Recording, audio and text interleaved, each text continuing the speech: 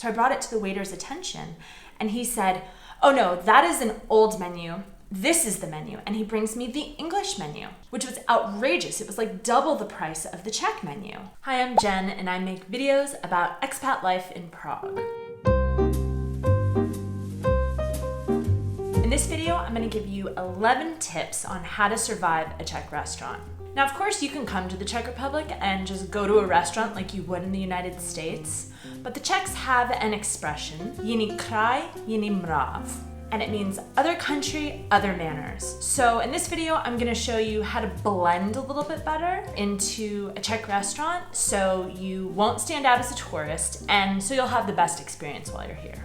Tip number 1, choose wisely. If you're new to Prague, you're probably tempted to try one of those restaurants that say Czech traditional cuisine with a view of the astronomical clock or the castle somewhere right in the heart of Old Town. But there's a reason that you don't see any locals eating there. First, it's totally overpriced. You're essentially paying for the view. And you're paying a little bit of a tourist tax because you weren't brave enough to sort of venture off the well-trodden path through the touristy parts of Prague. If you really just want to have the experience of sitting at a table looking at the clock, then I would just go and have a drink there. If the restaurant has photos on the menu or the menu is listed in 6 different languages, that's not a place that Prague locals would ever go. That restaurant is marketed towards you, the tourist who doesn't know any better. If you're looking for a comprehensive list of some of the best Czech food in Prague, you can go to Taste of Prague. They're a couple and they have a great blog, an Instagram account, and they even have a downloadable book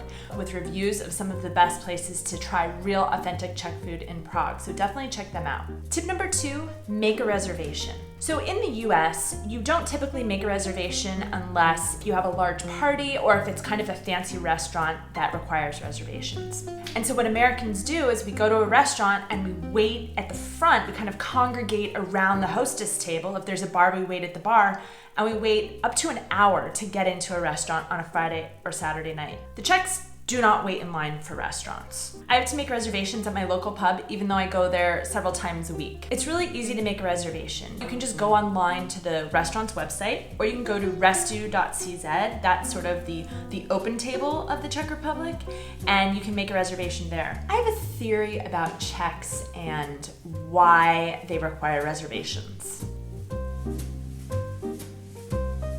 During communist times, there were lines for everything. If you wanted meat, you have to wait in line forever at the butcher. If you wanted fruit, you had to wait in line at the grocer. But by the time you got to the front of the line, the odds of getting the thing that you came to get were low. They'd sell out very quickly. There wasn't a lot to go around. There used to be a statue in Prague with Stalin in front of a line of communist workers, and the Czechs used to refer to that as fronta na maso, or a line for meat. Lines for Czechs connote like a lack of something. Like, here I am, a schlub, waiting in this line, and the guy in front of me is gonna get the last thing of what I want. It's funny, it's the opposite in Los Angeles, where I'm from, where you see people waiting in line at a restaurant.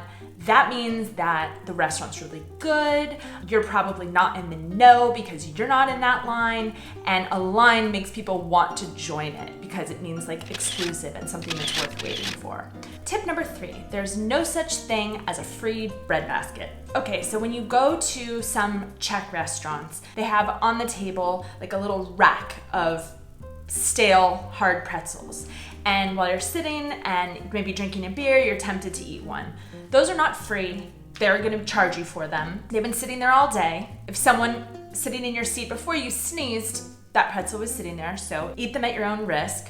On that note, you will also have to pay for condiments. Some restaurants will have like cheap bottles of condiments, but if you go to like a really good burger place, you will get fries, but the sauce will be extra. So they'll ask you, do you want ketchup? Do you want our other dipping sauces? Now this can be irritating when you're from the United States and you're just like, where's my free ketchup? This is absurd. Well, it's the same thing with all the free refills you get in the States or all the free bread you get in the States. It's not really free. It's kind of like socialized bread, socialized ketchup, meaning that the prices have been raised for everybody to accommodate that schlub who's getting all the free iced tea, all the free ketchup. And so when America pretends to be this like capitalist paradise, you can ask yourself, why are they socializing the cost of your ketchup? Tip number 4, what to drink. Czech Republic is beer country. Okay, it's wine country too, but Prague is in the heart of beer country. This is not Aperol Spritz country. Don't get a mojito. Don't go to a Czech pub and order a cocktail. If you want a cocktail, go to a cocktail bar. Order the beer, experience the beer. Standard size is velké, which is a half liter.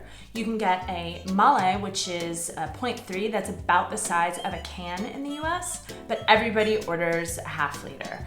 Men, women, teenagers, grandmothers. I've heard it said that a 0.3 is for a pregnant woman. Your beer will come with about an inch of foam on it, and that's totally normal. When you let it settle, the foam will go down and it will end up right at the 0.5 liter level. And then there's a 3-step process to cheers, and it's very important you do it like this. You raise your glass and you say, to your health, na zdraví. You look each person in the eye and you clink each person's glass, and then you put the glass down on your table and then you drink. Moving on to the servers. This is where you'll see a clash of cultures. I'm just gonna have to be culturally relativist about this and say that Czech culture is not better than American culture and vice versa. They just aren't the same. Americans on vacation think everyone around them is also on vacation. Or at the very least, they are extras in their own film of me on vacation. So the people in the shops, the servers, joggers running down the street, trying to navigate around their suitcases that are everywhere. They're all just extras in the play of my vacation. And at a restaurant, they're very excited about being assigned their own waitress who will then be a part of their dinner theater. They want to know her name, how to pronounce her name, where she's from. They want to tell her where they're staying and where they're from and what sights they saw today and what they ate for lunch. There's nothing wrong with being friendly and a little slow moving and a little oblivious to the fact that not everyone else is on vacation too. But when you combine the vacationing American with the Czech server who has a particular lack of interest in your personal life, this is where we get a clash of cultures. So here are some tips for dealing with the waitstaff. When the server first comes to your table, just give her your drink order. This is a good time to ask her if there's anything special on the menu or what she recommends. While she's getting your drinks, put coasters on the table. When a Czech server shows up at your table with handfuls of beer and they see no coasters, they don't know what to do. They're kind of like stumped as to where to put the beers. So the coasters are already on the table, you just take them out and put one right in front of you and then everybody's happy. When she returns to take your order, this should not be the first time you've contemplated what to eat. If you're not ready, ask for a few more minutes, but don't make her stand there while you ask yourself aloud if you're in the mood for pork knuckle. This will make her more grumpy than she already is. Feel free to be friendly, but remember, a Czech waitress is not interested in what you're really not in the mood for. If they are, they'll ask, and that's great. I'm just your ambassador here, trying to take your expectations to a nice, low level. Tip number 6, what to order. Czech food is nice and heavy. Think meat, potatoes, sauce. What they lack in vegetable varieties, they more than make up for in meat selection. At a typical Czech restaurant, you can find pork, meat, chicken, duck, rabbit, lamb. For fish, you can find trout, carp, salmon. And if you're vegetarian, you can find the door. Just kidding. They'll fix up some fried cheese for you right quick. They're starting to offer more vegetarian options at traditional Czech restaurants, but it's gonna be pasta. The traditional Czech is not vegetarian. When you begin your meal, you wish everyone at the table Dobrou Chut, which means good taste. It's kind of like the Czech version of bon appetit. It's interesting how they use good taste when you're eating, but to your health when you're drinking. Czechs definitely put beer in the category of what is healthy. Tip number 7, modifications and sides. If you ask for a modified dish without cheese, added mushrooms, no spinach, you might never get the meal. I don't know what else to say about that. I guess the lesson is that we're not all special snowflakes. You won't automatically get a side with your meal. Very often you'll just order the meat and then you'll get a pick of different sides. And the side is gonna cost extra. Tip number 8, drink refills. Even though your Czech server has very little interest in you personally, they have a lot of interest in the status of your beer mug, namely when you need another. Right when your beer dips to like the 1/3 level, your waiter's gonna come over and ask you, ještě jedno? And that means, would you like another? They might forget your meal, but your beer glass will never be dry. Also, if your waitress is kind of off to the side and they see you, you can order another one or one for you and your partner or however many you need. Now you never wanna order like this. You wanna count 1, 2, 3 like this. And if you don't know why, you need to rewatch Inglourious Bastards. 3 Gläser. Now, one Czech faux pas that you want to avoid is taking what's left of an older beer and pouring the dregs into the new beer. This is a total amateur mistake, so don't do this. Even if your server brings you a new beer and you still have 1/3 of it left, don't be rushed. Just finish that beer, put the glass at the end of the table, and the server will come later and get it from you. Tip number 9, doggy bags. Doggy bags are not really a thing here. I've asked for a doggy bag before, and the waitress was kind of stumped, although quite friendly. She went to the back and she came out a few minutes later with like a metal semi-disposable tin, like what you would bake like a lasagna in, and with a top of plastic, and she'd kind of like bent it together to like conform to the shape of my to-go item, and it was pretty awkward to walk out of a restaurant with like a baking tin of just this sad meal that I didn't want to finish. Tip number 10, paying the bill. Unlike in the United States where a server will kind of hurry you along as they're clearing your plates, they're like, do you want dessert? Do you want coffee? If you say no, they come by with the bill and they're like, I'm just gonna leave that there for you. Just like, moving on. I need to turn the tables. I need to get paid. That's not gonna happen here. You can eat your meal and stay after and kind of drink a few beers. No one's trying to rush you out of the restaurant, which is nice. So when you ask for the bill, this is not her depositing the bill on your table and then you paying at your leisure. She is actually coming to your table to do the transaction. So unless you're ready to pay, don't ask for the check yet. Tipping culture in Czech Republic is about 10%.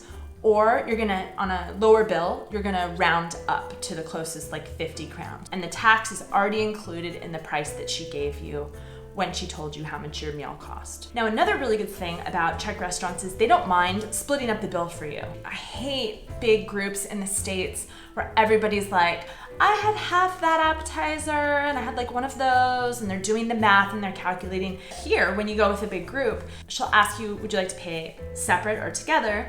And if you want to pay separately, she'll ask you to come up to the register, and you would just go up to the register and just remember what you had, because she didn't split the bill according to what she remembers each person got. Tip number 11, avoiding scams. The only time I've ever been scammed is at a tourist trap, and it's generally because I have somebody visiting and they want to eat in front of the clock, or they want to eat at the castle. So one time I was eating with my uncle at a pizza restaurant in Old Town Square, and we were brought the bill and my uncle went to pay, and I just kind of said, please let me just check and make sure that it's correct.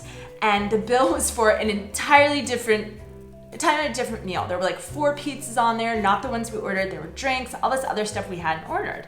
And so I asked the waiter to come over and I said, we didn't order any of this. And he said, oh, excuse me, that was another table's bill. And the thing was, we were the only people eating at the restaurant. There was nobody else in there at the time. So I don't know whose bill that would have been. The second one was even worse because we ended up having to pay for it. I was at the castle with my friend visiting, and she wanted to pick up the tab, and she wasn't quite adjusted to the exchange rate, and I was not really paying attention. And so she paid, and when they brought change back, I sort of looked at it and I thought, wait a minute, how much did you pay? And she had paid the equivalent of about $60 for 2 soups and 2 small beers.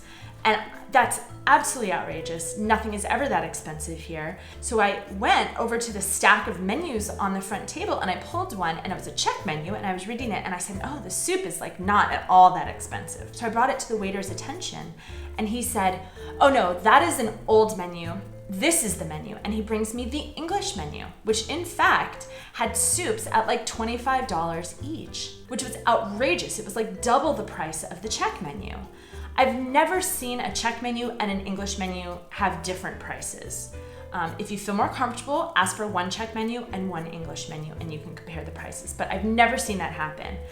We asked for a refund and he wouldn't give us our money back. But the best thing to do is leave the trodden path from Václavské náměstí all the way up to the castle and venture out to other restaurants, places that actual locals eat. I really hope that you enjoy your dining experiences in Prague. And if you do, I want you to write in the comment section below what was the best dining experience you had and if anything kind of strange happened that I didn't cover here.